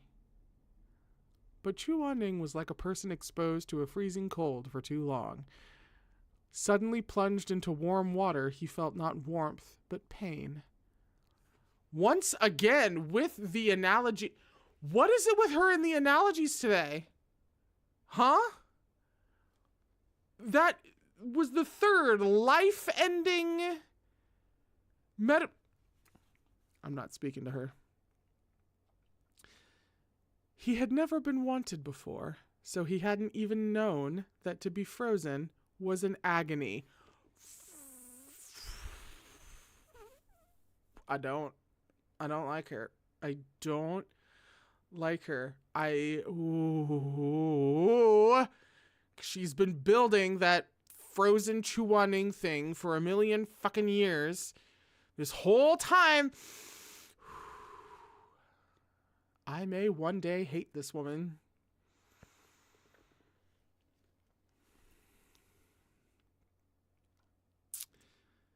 But now that there was someone who treasured him, who surrounded him with warmth, it was as though he finally had a right to feel pain. Every inch of his body was on fire, every inch of his skin cracked. Only now did he feel the hurt. The tips of his fingers quivered minutely in Mo-Run's palms, which were now clammy with sweat. The longer Chu Wanning stood silent, the more anxious Mo-Run grew. He was afraid Chu Wanning had lost heart and didn't want to return to the living world. But neither did he dare move, afraid that Chu Wanning would vanish and leave him behind if he so much as twitched. Mo-Run smiled warmly and tried again. I counted too fast. You probably weren't ready yet. I'll count again. 1, 2, 3. No response.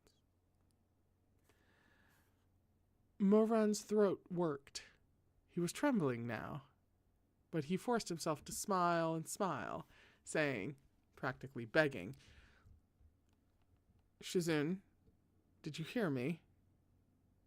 Some focus finally seemed to come into Chu Wanning's phoenix eyes, but they were still distant, fixed on Mo-Run's face with an unreadable expression. I'll count again. I'll go slower this time, in case it's hard to hear.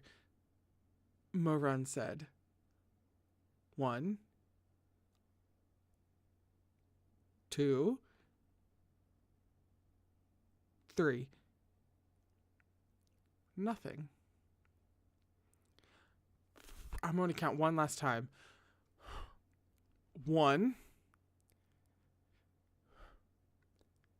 2,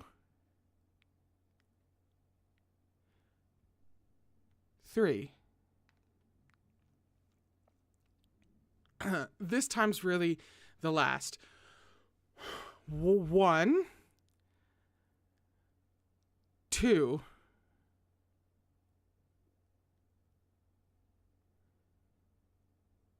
3.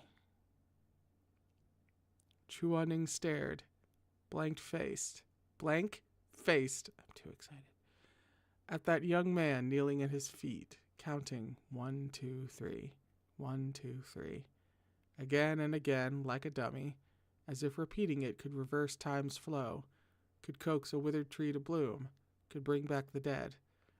The disciple before him counted with all he had, clumsy, stubborn, like he was counting his own sins, counting all the ways his Shizun had been good to him.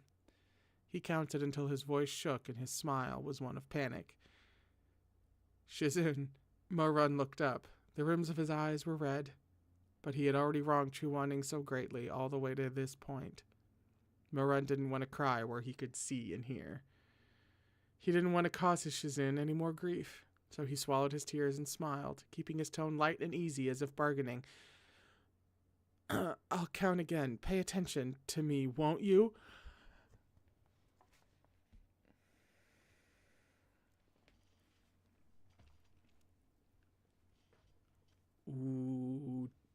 She's close. Oh, a bitch is really trying it now.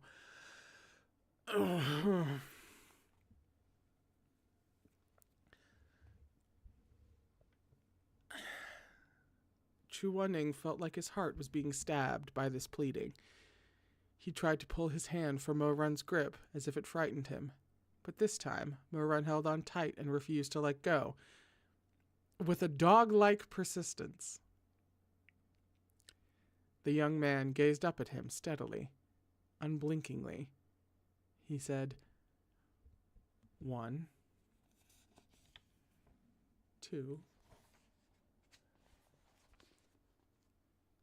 Just then, the sound of rapid footsteps echoed from the outside, accompanied by yelling and cursing. Chu Wanning's head snapped up. He saw a sea of lights swarming in the distance as a vast army of ghost soldiers closed in, headed straight for their location.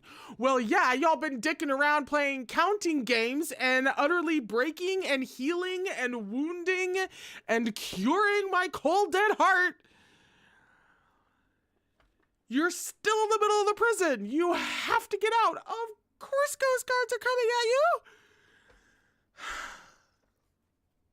I love this, but not right now.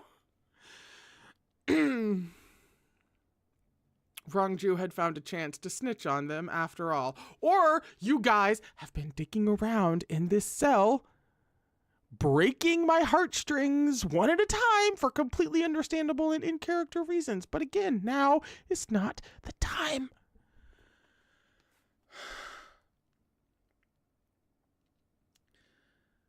There, upstairs. Seize the thief. Who does he think he is? Everywhere he looked was tumultuous, frenzied chaos, the flickering shadows of ghosts and torches rolling in like a tide to devour them, obliterate them, plunge them into the infinite hells for the rest of eternity. But Mo Run didn't even turn around. In that moment, holding Chu Wanning's hand, he felt at peace. Chu Wanning was not his lover, but he was his beloved person. Someone he respected above all others, someone who loved him and treated him well. Every time he says that, gazing at him, Mo Run felt a calmness settle over his heart. Have you lost your mind? Chu Wanning hissed. What are you doing still on the floor? He turned his hand to grip Mo Run's and pulled him up as he spoke. His eyes were bright in the light of those innumerable torches, looking just as they had in life. Chu Wanning scowled and snapped. Let's go already. Mo Run seemed surprised. You're coming? Now Chu Wanning was getting really mad. Who else? Trembling, Mo Run closed his eyes. Then he opened them again and smiled. It was a brilliant smile, tears pooling in his eyes like lovely dew-laden blossoms. He finally let out the breath he'd been holding and clasped their hands tightly together. This is the one time in all of freaking history that letting out the breath he had been holding is valid. That is a valid thing to say in this specific moment. Somebody did it. Somebody figured out a way to put that into a moment without me dry heaving from embarrassment. I hate that. Let out a breath. Didn't know he was holding. I hate it. I've always hated it. I always will hate it. Leave it to freaking her to use it in a way that doesn't make me sick.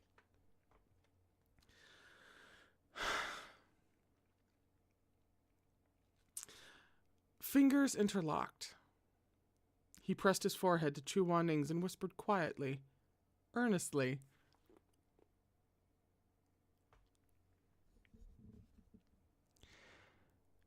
3. Guys, you're in a prison and ghosts would like to feed you to the 4th Ghost King's sexual buffet of awful. Could we not right now? I realize it's been a very long time coming, but like my nerves can't take it.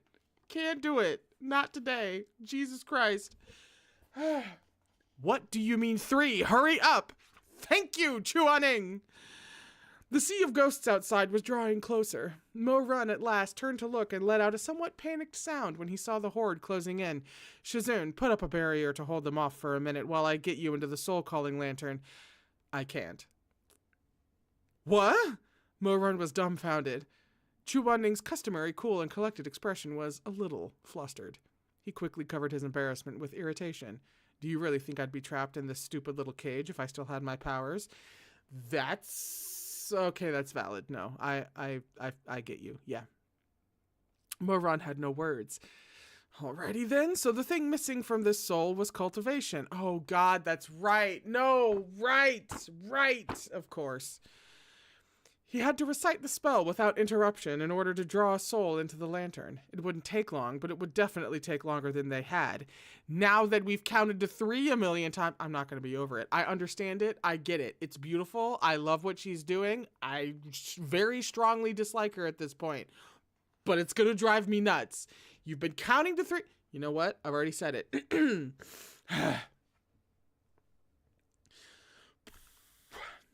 It wouldn't take long, but it would definitely take longer than they had. Mo Run could only grab Chu Wanning and make a run for it. Chu Wanning might have lost his cultivation, but he still had his martial skills. Thank frickin' God.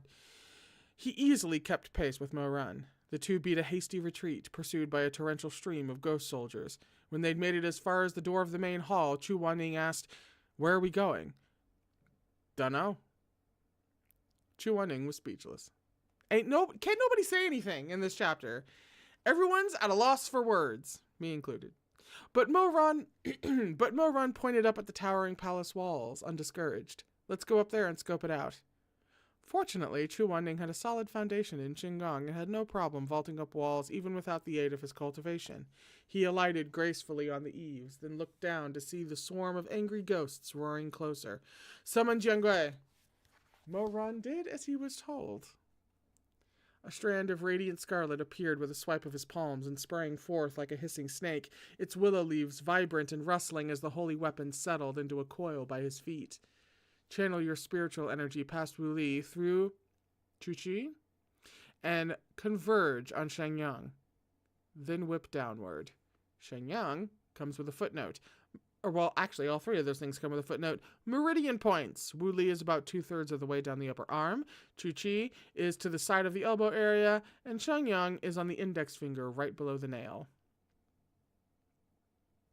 Mo Run raised his arm to strike. Chu Wanning suddenly remembered something and added, "Not too much spiritual energy." Mo Run faltered, but it was too late to pull back. The instant he flung the whip out, explosive fire shot from the hissing snake with a boom, like a fire-spitting dragon roaring its fury as it cut through the torrential dead. The raging inferno blazed through the entire corridor, the flames moving the stars themselves, smoke rising beyond the clouds. The scores of soldiers at the vanguard were scorched to ash in a heartbeat. Not even the walls and trees were spared. Chu Wanning and Mo Run gazed at the wreckage in silence for a long moment. "Didn't I say not to use too much spiritual energy?" Chu Wanning scolded with a frown. "By the time you said it, I was already—" He suddenly remembered he'd resolved to be respectful and not talk back to his Shizun. Mo Run shut his mouth on his protests and said instead, a bit disgruntled, "Shizun is right to scold me." "Forget it," Chu Wanning flicked his sleeve. "I did say it a little late." Oh my God. Understanding? Who are they? Verbal understanding immediately and in the moment? Who are they?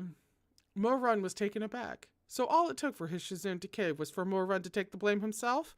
He blinked and couldn't help but burst into laughter. Chu Wanning glared at him. "What's so funny? Get a move on." That's the end of the chapter. We are on... This can't be literal. Hang on. We're on page 319 for chapter 115. Wait, did I have that? Was this where we're stopping today? Please, for the love of God. Well, it's 51. It's 10 pages, technically a little bit less. We gotta, because this chapter is called Shizun is Already Married. And if I know this bitch, she is making me freak out for no good reason. And even though I'm perfectly certain of that, I need to find out for sure. So,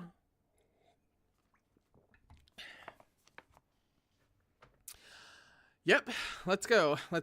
Mo Run responded. A look of worry came over his face as something occurred to him. "Shizun, I killed so many ghost soldiers just now. The underworld's probably not going to let us off easily." I'm doing... I need to get my shit together. "Shizun, I killed so many ghost soldiers just now. The underworld's probably not going to let us off easy." "It's fine," Chu Wanning said. "That technique doesn't scatter the opponent's soul Irredeemably. That doesn't look spelled right. It only shatters it. Those soldiers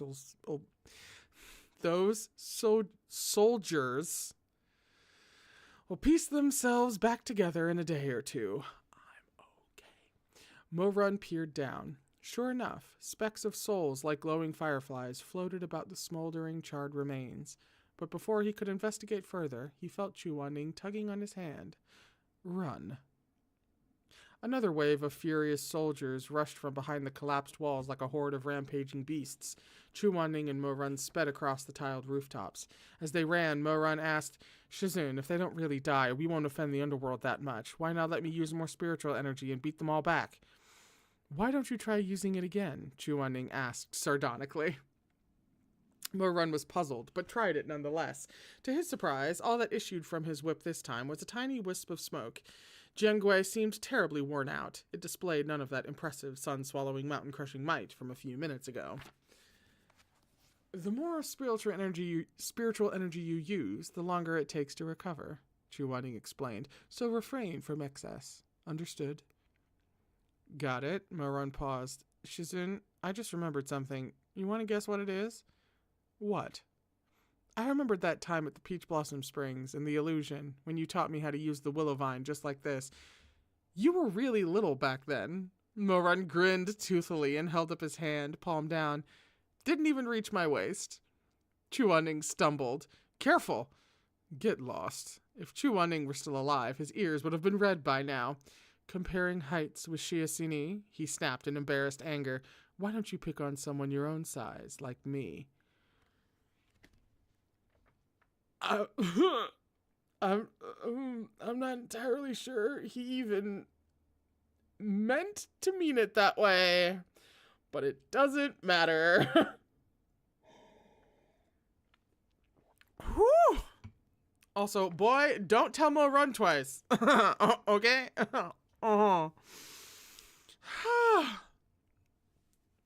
Morun grinned, refusing to take the bait. He was taller now, no longer visibly shorter than Chu Wanning as he had been back at Butterfly Town, but he was still only about even with him. Oh no, that's terrible. He stole a sidelong glance at his Shizun and made a mental note to compare their heights in a few more years, once this young body of his was done growing. While over here... Also, guys!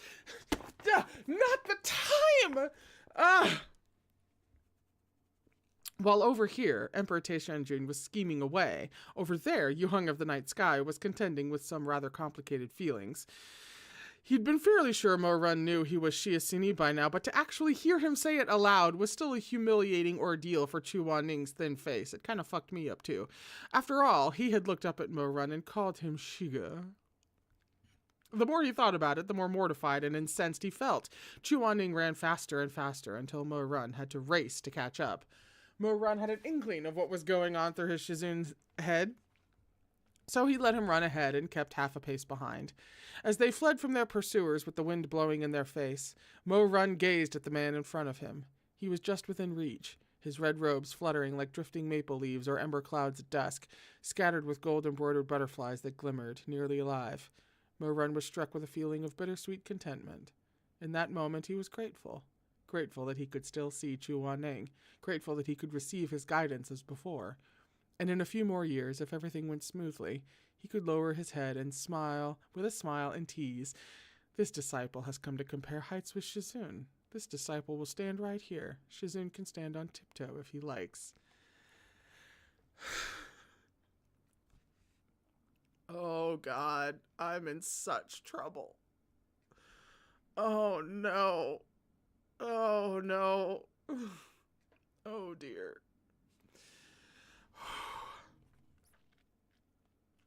Oh my God, no, you're right. Maddie, you're right. Duh, Morun knows how tall he's gonna be. Because of his past freaking...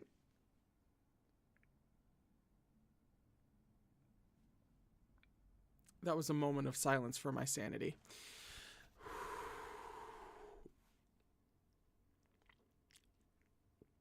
His heart felt warm.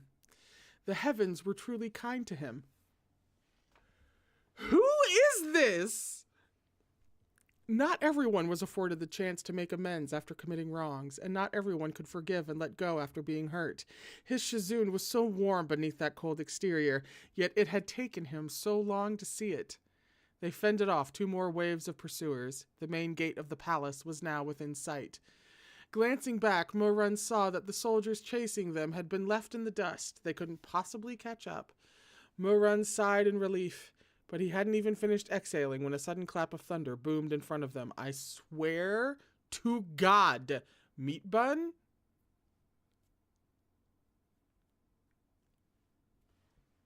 I'm not even going to say it. A massive sedan chair materialized within a storm of fiery lightning, carried steadily upon the shoulders of 8 brawny men who kneeled on the ground. A man reclined languidly on the sedan, his plump frame wrapped in snowy beast furs, and his long hair draping loosely down. He had a beauty on each arm.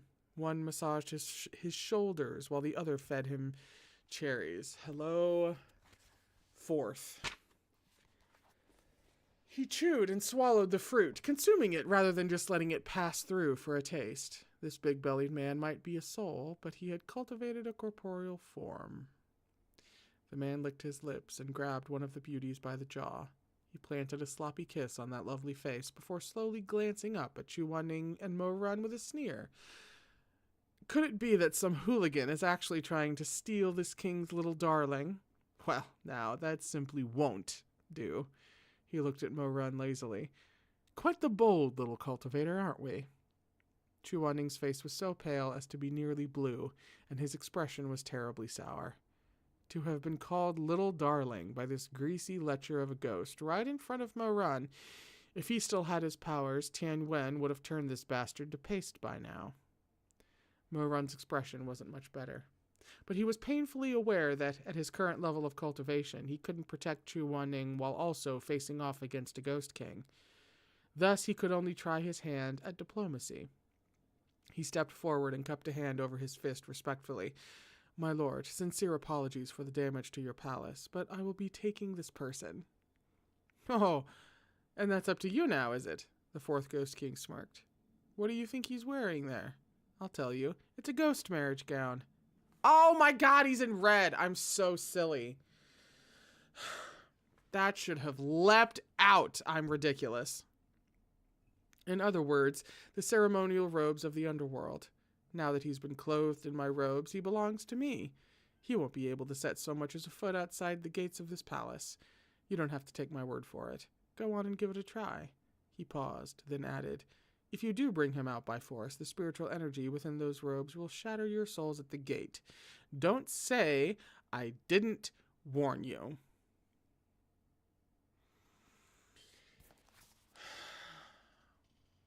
Now Mo-Run understood why Chu Wanning hadn't been restrained, despite Rong Jiu's assertion that everyone in the main palace was tied up. So these red robes on him. Mo-Run's hands clenched into fists. I'll make it up to you for taking him, of course. Whatever my lord desires, I'll do my utmost to provide. Ooh.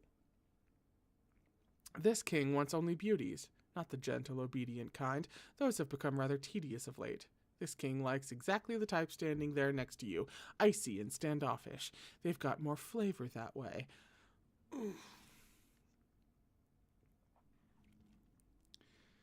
Mo-Run and Chu Wanning both fell silent, both completely speechless. Intrigued by the look on their faces, the 4th king sat up unhurriedly and said, to be honest, this is the first time in all my years in the underworld that someone's busted into my palace to wreak havoc like this. I'm rather curious. Just who are you to him? He's my Shizun, Mo-Run answered. Oh, is that all? The Ghost King spread his hands and shrugged, grinning in amusement. And here I thought there was some kind of life or death bond. Yeah. He says Shizun. Did you not? After a long moment, Mo-Run tried again. What's the point in keeping him against his will if he doesn't like you? Who is this? Just fucking... The Ghost King gave a lazy wave of his hand. Foolish child. Whether he likes me or not is irrelevant. It's his body this king desires, not his heart. Morun had no reply to that. For several reasons, I imagine. And besides, the Ghost King continued with a sneer, so what if he doesn't like me? It's not like he likes you. Now, if you two were already wedded, that'd be a different story. This king fancies beauties, but I have no interest in second-hand goods. What a pity he's only your Shizun.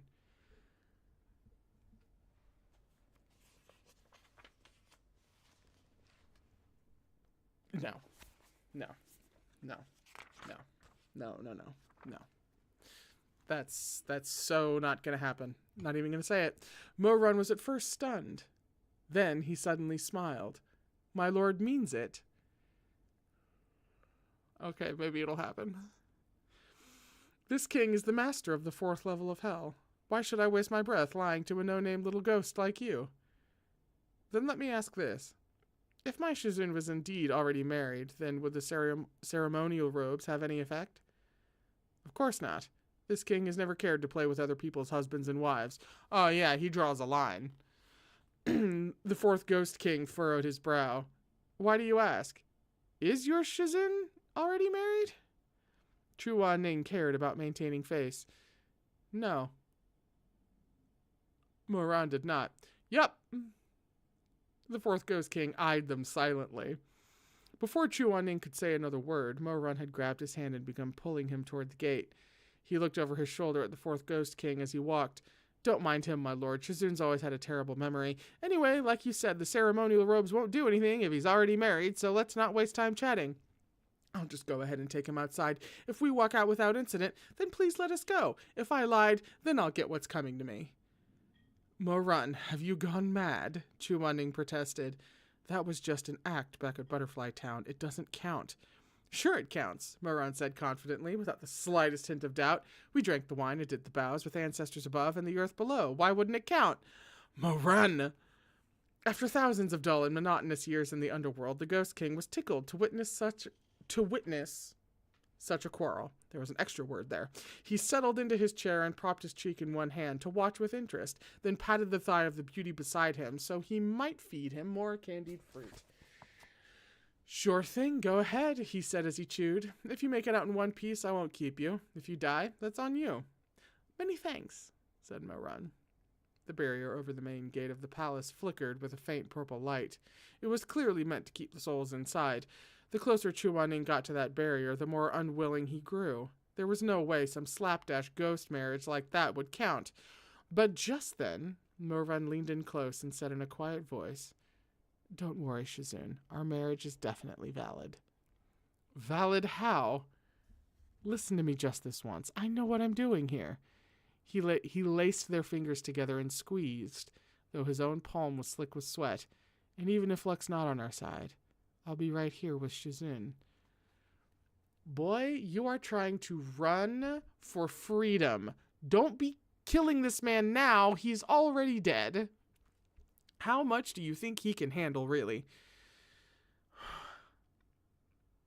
Chu Wanning flinched. He opened his phoenix eyes wide, staring at Morun in astonishment, as though seeing him for the first time. Morun beamed brightly back at him, his dimples deep and warm. I owe Shizun so much already. This time around, I won't abandon Shizun. Chu Wanning was silent for a long interval. He muttered softly, Why do all that? Then what about Shizun? Why did you do all that? Chu Wanning lowered his lashes. Then he let out a sigh and stopped fighting. The two stood hand in hand before the crackling purple barrier as a mass of ghosts gathered behind them to watch the show. Ready? Ready. Neither could tell who tightened their grip first. Squeezing so firmly, freezing cold over scalding warmth. Shut up. Clammy wrapped around dry, pale white against skin the color of wheat. The blazing inferno and roaring thunder of the barrier surged before them. It was like an enormous flood, a gigantic waterfall. They stepped in at practically the same time, and the tide of fiery lightning surged toward them. It crashed down with a might that could swallow mountains and rend rivers, threatening to tear apart this pair so bold as to step outside the gate of life and death. In the very next instant, it would rip them to shreds, burn them to ash. This tremendous current flared with a light so blinding it was nearly white. It was a split second away from striking them. Mo-Run had made up his mind to respect and love his Shizun, to never again disobey him, much less sully him with any untoward thoughts. Uh-oh. But in that moment, in that uncertain breath between life and death, he whipped his head around, wanting to take one last look at Chu Wanning's face.